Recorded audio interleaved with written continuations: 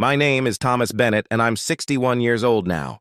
This story happened 3 years ago, on what started as an ordinary Tuesday morning in November. I was sitting in my usual corner booth at Morrison's Cafe, the place I'd been coming to for my morning coffee for the better part of a decade. I'd built my consulting business from nothing, starting in my early 30s after years of working, my way up through various corporations. By the time this story takes place, I'd done well for myself. Very well, if I'm being honest. I had the nice house, the luxury car, the investment portfolio. I traveled first class and stayed in fine hotels. But somewhere along the way, in the pursuit of success, I'd become isolated. My marriage had ended 15 years earlier.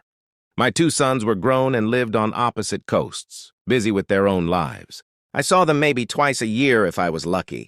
So most mornings I sat alone in that cafe, reading the financial news on my tablet, drinking expensive coffee, and not really connecting with anyone around me.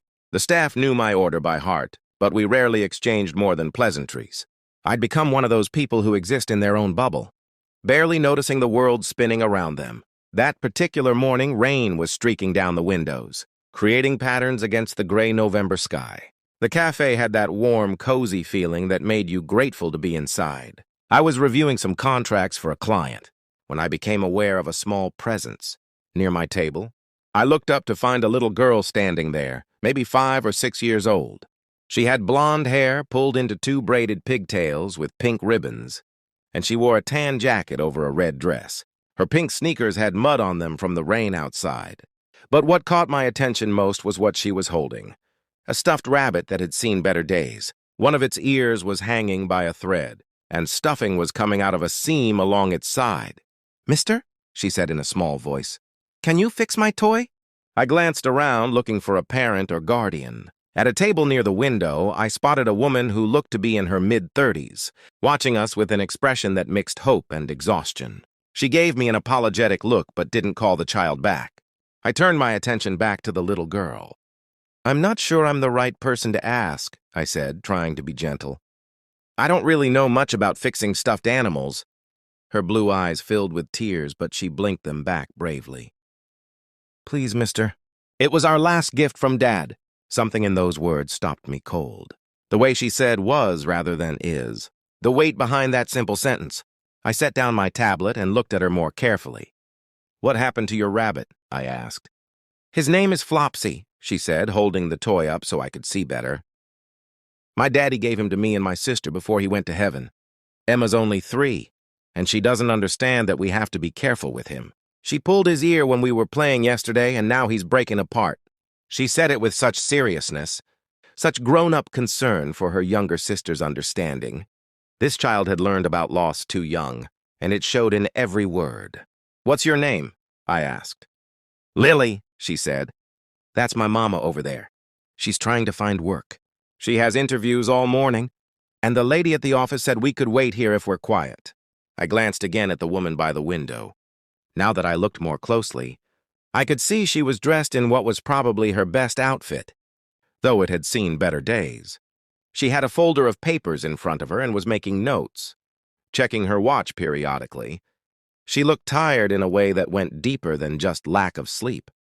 "Well, Lily," I said, surprising myself, "I can't fix Flopsy myself, but I might know someone who can. There's a seamstress shop 2 blocks from here. If your mother says it's okay, maybe we could take him there." Lily's face lit up with such pure hope that it actually hurt to look at. When was the last time I'd seen anyone look at me like that? When was the last time I'd offered to help someone without expecting anything in return? Lily ran back to her mother, and I could see them having a conversation. The woman looked over at me with understandable wariness. I was a stranger in an expensive suit, offering to help her daughter. I understood her caution. But after a moment, she gathered her papers and came over to our table with Lily and another little girl who must have been Emma. "I'm Rebecca Carter," she said, extending her hand. "I'm sorry if Lily bothered you. She's been so worried about that rabbit." "No bother at all," I said, standing to shake her hand. "I'm Thomas Bennett. I was just telling Lily that there's a seamstress shop nearby that might be able to repair Flopsy. I'd be happy to take you there if you have time." Rebecca hesitated, glancing at her watch. "I have a job interview in 40 minutes across town. I can't really afford to miss it." "Then let me take Lily," I said. then quickly added when I saw her expression, "Or you could come with us quickly. And I could give you a ride to your interview after. I have a car and the seamstress is just around the corner." It was a bold offer, perhaps too bold, but something about this family had touched something in me that had been dormant for a long time. Rebecca studied my face, clearly weighing her options and her instincts. "Why would you help us?" she asked directly. "You don't know us." It was a fair question. "Honestly, I'm not entirely sure," I said. "But your daughter asked me for help and I think I can provide it." Sometimes that's reason enough. After another long moment, Rebecca nodded. "Okay, but we all go together." The seamstress shop was run by an elderly woman named Mrs. Chen, who had been mending clothes in that neighborhood for 40 years. She took one look at Flopsy and then at Lily's anxious face and smiled warmly. "This is a very special rabbit," Mrs. Chen said. "I can see that. He needs careful work. Can you leave him with me for a few hours? I promise I'll take very good care of him." Lily looked torn, clutching Flopsy tighter. Rebecca knelt down beside her daughter. "Remember what we talked about, sweetheart? Sometimes we have to let things go temporarily so they can be made better. Flopsy will be safe here." "Will it hurt him?" Lily asked Mrs. Chen seriously. "The fixing?" "Not at all," Mrs. Chen assured her. "He won't feel a thing. And when you come back, he'll be almost as good as new." Reluctantly, Lily handed over the rabbit. I paid Mrs. Chen for the repair work, waving off Rebecca's protests. "Consider it a gift," I said. "Now we should get you to that interview." In the car, Rebecca sat in the front passenger seat while the girls were buckled into the back. Little Emma chattered away about her toys in the rain, while Lily remained quiet, clearly worried about Flopsy. "Where are we headed?" I asked Rebecca. She gave me an address for an office building downtown. As I drove, she gradually began to share her story. Her husband, David, had been a firefighter. 3 years ago, he died in the line of duty, saving people from a burning apartment building. Rebecca had been left with 2 small children, some life insurance that had slowly been depleted, and a mountain of medical bills from David's final days in the hospital. "I've been working part-time jobs," she said quietly, "but with childcare costs, it's almost not worth it. I'm trying to find something with better hours and benefits, something that will let me support the girls properly." "What kind of work are you looking for?" I asked. "Administrative assistant, office manager, anything really. I have a degree in business administration, but I haven't worked in that field since Lily was born. Most places want recent experience." I thought about that as I drove. Here was an educated, clearly intelligent woman who was struggling not because she lacked ability, but because life had dealt her an impossibly difficult hand. How many others were in the same situation? We arrived at the building with 10 minutes to spare. Rebecca thanked me profusely and started to get out, then paused. Would you mind waiting with the girls? Just during the interview? I know it's a lot to ask, but I don't have anyone else, and I can't take them in with me." It was a lot to ask. I had meetings scheduled, calls to return, but looking at her desperate, hopeful face, I found myself nodding. "Of course. We'll be right here when you're done." For the next hour, I sat in my car with 2 little girls I'd met less than 2 hours ago. Emma fell asleep almost immediately, worn out from their early morning. But Lily stayed awake, looking out the window. "Do you think Mama will get the job?" she asked. "I hope so," I said honestly. "She's really smart," Lily said loyally. "And she works really hard. She stayed up all night practicing what she would say." "I'm sure she'll do great," I told her. "Do you have kids, mister?" Lily asked. "I have 2 sons, but they're grown up now. They live far away. Do you miss them?" The simple question hit me harder than it should have. Did I miss them? I saw them so rarely that missing them had become a constant, dull ache I'd learned to ignore. "Yes," I said, "I do. Maybe you should tell them that," Lily said wisely. "My daddy used to say that love isn't love if you don't share it." Out of the mouths of children.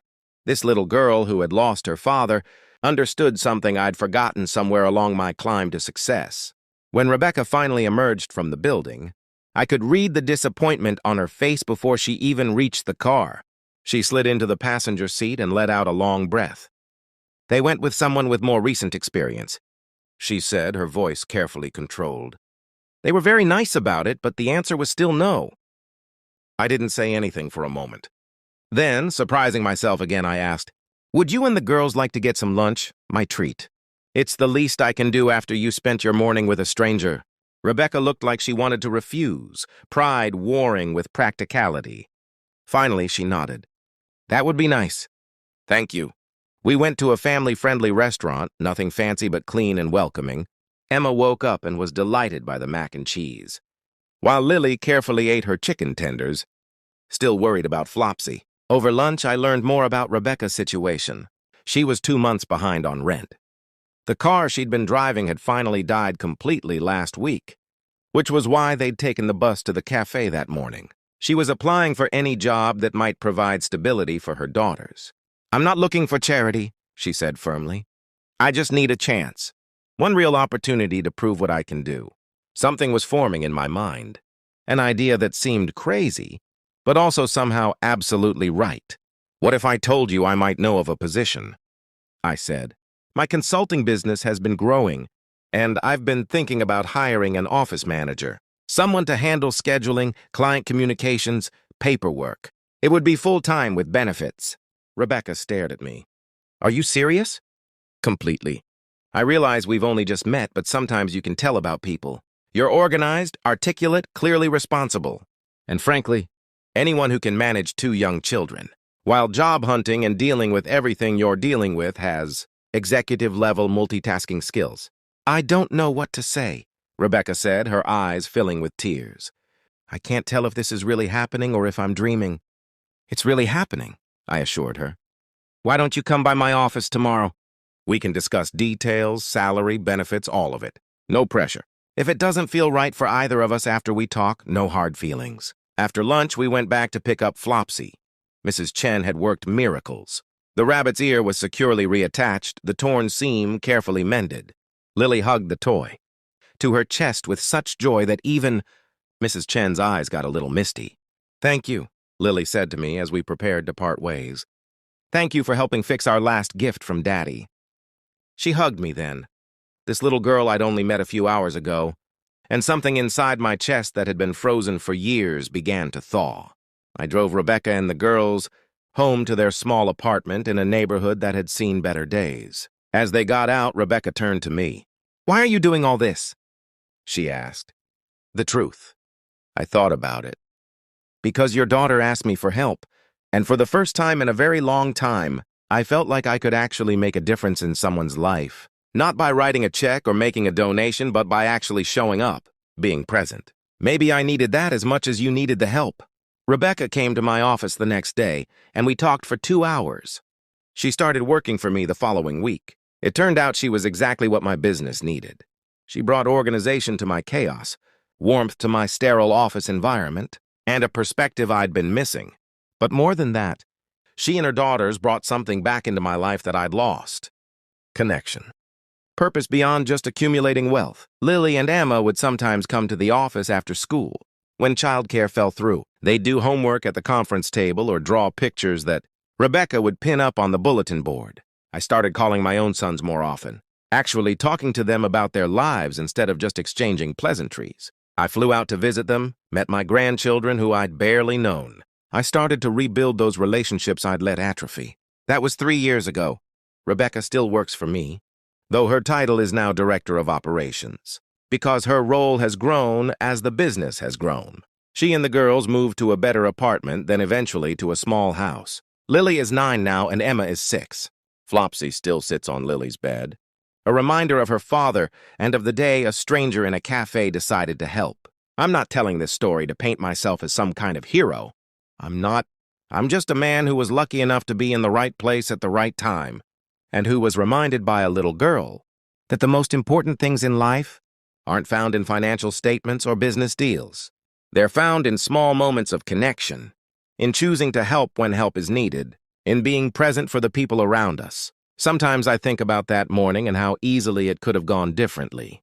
I could have told Lily no, that I was too busy, that her broken toy wasn't my problem. I could have gone back to my tablet and my coffee and my isolated life, and I would have missed out on one of the greatest gifts I've ever received. The reminder that we're all connected, that we all need each other, and that sometimes the person we help the most is ourselves. Lily's words that day changed everything. It was our last gift from Dad. She wasn't just asking me to fix a toy.